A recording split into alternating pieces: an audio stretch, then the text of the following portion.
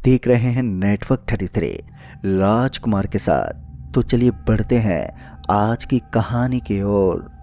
दोस्तों, क्या हुआ जब देर रात में अपने ट्रैक्टर से खेत की जुताई कर रहा था और जब कुछ देर आराम करने के लिए जैसे मैंने ट्रैक्टर बंद किया कि उसकी कुछ ही देर बाद ही ट्रैक्टर अपने आप ही स्टार्ट हो गया और पूरी रात वो खेत में बिना डीजल के ही चलता रहा, जिसमें मेरी जान जाने से बची थी।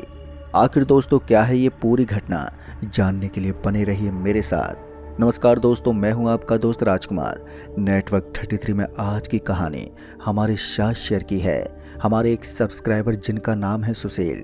तो पहले तो सुशील जी आपका बहुत बहुत धन्यवाद हमारे साथ अपनी कहानी शेयर करने के लिए। दोस्तों, अगर आपके पास भी कोई कहानी है या फिर कोई घटना है तो हमारे साथ ज़रूर शेयर करें हमारे दूसरे यूट्यूब चैनल नेटवर्क 33 व्लॉग पर, जहां मैं फुली अपडेट रहता हूं और आपके सवालों पर नज़र रखता हूं। तो दोस्तों चलिए जानते हैं सुशील जी की ये खौफनाक दास्तां। दोस्तों, मेरा नाम सुशील है और मैं मध्य प्रदेश के एक छोटे से गांव मंझोला का निवासी हूं। घटना तब की है जब मेरी उम्र यहीं कोई 22 साल की थी।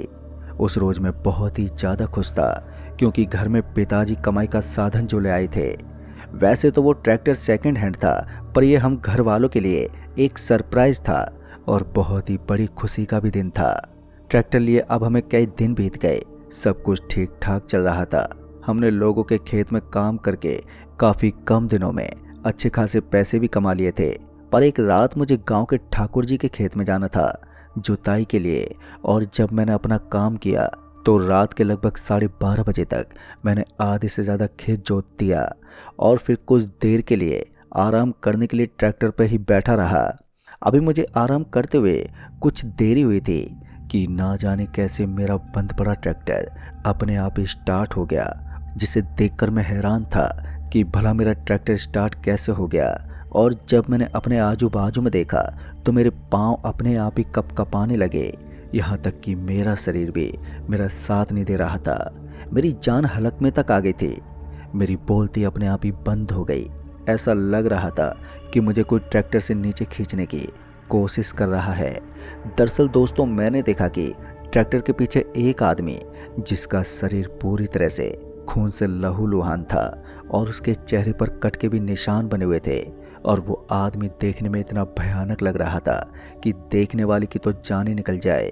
रात के उस पहर में मेरे अंदर एक अलग ही सनसनी सी मच रही थी। मैं बहुत ही ज़्यादा घबरा गया था।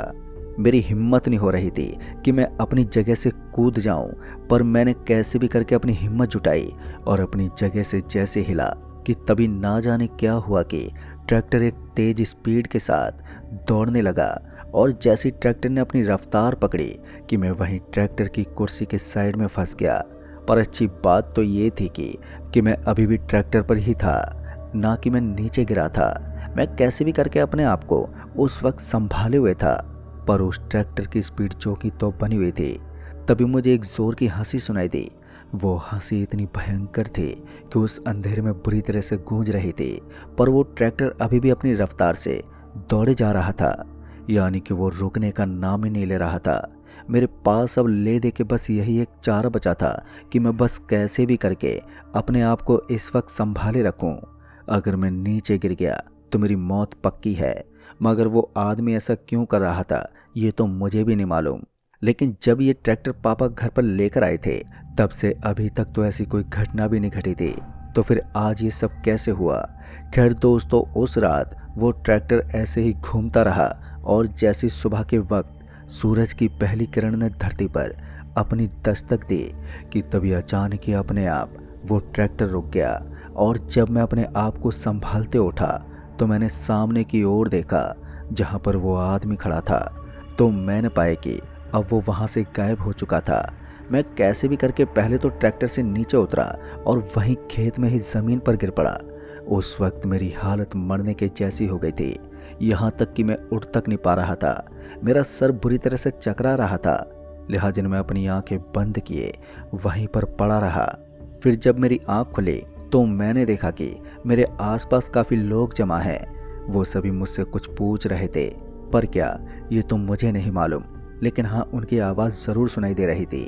मैं बोलने की तो कोशिश बहुत कर रहा था, मगर मेरी आवाज़ उस वक्त बड़बड़ा कर ही रह जाती और मैं इस हालत में नहीं था कि मैं उठकर बैठ जाऊं। लिहाजन वो सभी लोग मुझे उठाकर घर ले गए और जब घर वालों ने मुझे ऐसी हालत में देखा तो वो भी बुरी तरह से घबरा गए कि आखिर मेरे साथ हुआ क्या है। मेरी बिगड़ती हालत को देखते हुए घर वाले जल्दी से मुझे अस्पताल ले गए, जहाँ पर मेरा कुछ दिनों तक इलाज चला। और जब मैं ठीक होकर घर वापस लौटा तब जाकर मेरे घर वालों के चेहरे पर एक खुशी की झलक दिखी। सभी घर वाले मुझे देखकर बहुत ही ज़्यादा खुश हो गए और मुझे आराम करने के लिए कहा, पर मेरा ध्यान अभी भी उसी हादसे की ओर था जो उस रात मेरे साथ हुआ था। मेरे जहन में वो घटना बार बार उमड़ रही थी। तभी मेरे मुरझाए चेहरे को देखते हुए घर वालों ने मुझसे पूछा, क्या हुआ, बात क्या है? तब जाकर मैंने अपना मुंह खोला और वो पूरी बात बताई जो उस रात मेरे साथ घटी थी। मेरी आप बीती सुनकर घर वाले भी दंग रह गए, पर किसी को भी समझ में नहीं आ रहा था कि ये सब हुआ तो हुआ कैसे। तभी मेरा और पापा का ध्यान उस ट्रैक्टर की ओर गया और पापा ने जहाँ से ये ट्रैक्टर खरीदा था वहीं के लोगों से पूछताछ शुरू की। दोस्तों, फिर जो घटना हमारे सामने उभर कर आई वो बहुत ही दिल दहला देने वाली थी। ऐसी दर्दनाक घटना जिसे सुनकर हमारे सभी के रोंगटे एक बार के लिए फिर से खड़े हो गए थे। हम भी हैरान हो गए कि सस्ते के चक्कर में हम मौत का साधन अपने घर लेकर आ गए हैं। दरअसल दोस्तों, इस ट्रैक्टर के पीछे की एक खौफनाक कहानी है जिसे सुनकर आपका भी दिल दहल जाएगा।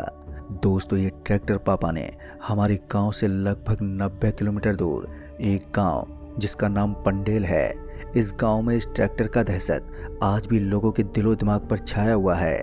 इस गांव के लोगों ने बताया कि एक रोज जब गांव के ठाकुर साहब अपने खेत में जुताई कर रहे थे तो उन्होंने बगल वाले गरीब आदमी के खेत की मेड़ काट दी, जिसके चलते उन दोनों में विवाद शुरू हो गया। बात इतनी ज़्यादा बढ़ जाएगी ये किसी को भी मालूम नहीं था। वो ठाकुर हमेशा से बहुत क्रूर व्यक्ति था। अगर गांव में कोई भी उसका कहा नहीं मानता तो वो अगले दिन उस आदमी का बुरा हश्र कर देता, जिस वजह से वो गांव वालों पर अपनी मनमानी करता और गाली गलौज करता रहता। पर जिस वक्त उस गरीब किसान की मेड़ काटी तो उस वक्त उन दोनों के अलावा वहाँ पर कोई भी मौजूद ही नहीं था।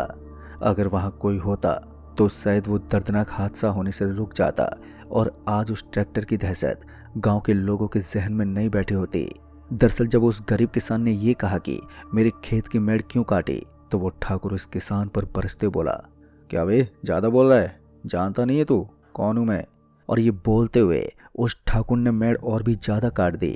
जब उस किसान ने उसे रोकने की कोशिश की कि तभी उस ठाकुर ने ट्रैक्टर उस आदमी के ऊपर चढ़ा दिया, जिस वजह से हैरो मशीन से उस किसान के शरीर के कई टुकड़े हो गए और उस किसान ने वहीं तड़प तड़प कर दम तोड़ दिया। पर उस जालिम को उस किसान पर बिल्कुल भी दया नहीं आई। फिर उसके बाद उस आदमी को पुलिस पकड़ कर ले गई। कई सालों तक वो जेल में भी रहा, मगर उस आदमी का खौफ गांव वालों के दिल में बैठ गया। पर वो आदमी जब जेल से बाहर आया तो कुछ दिन तो सब कुछ ठीक ठाक रहा, लेकिन जिस दिन अमावस्या की वो काली रात आई तो उस दिन उस ठाकुर के घर में चीखने चिल्लाने की आवाज़ें आने लगी। उन आवाज़ों को सुनकर गांव के भी लोग दहशत में आ गए थे कि आखिर ठाकुर जी के घर हुआ तो हुआ क्या। और देखते ही देखते उस आदमी के घर के आगे भीड़ जमा हो गई।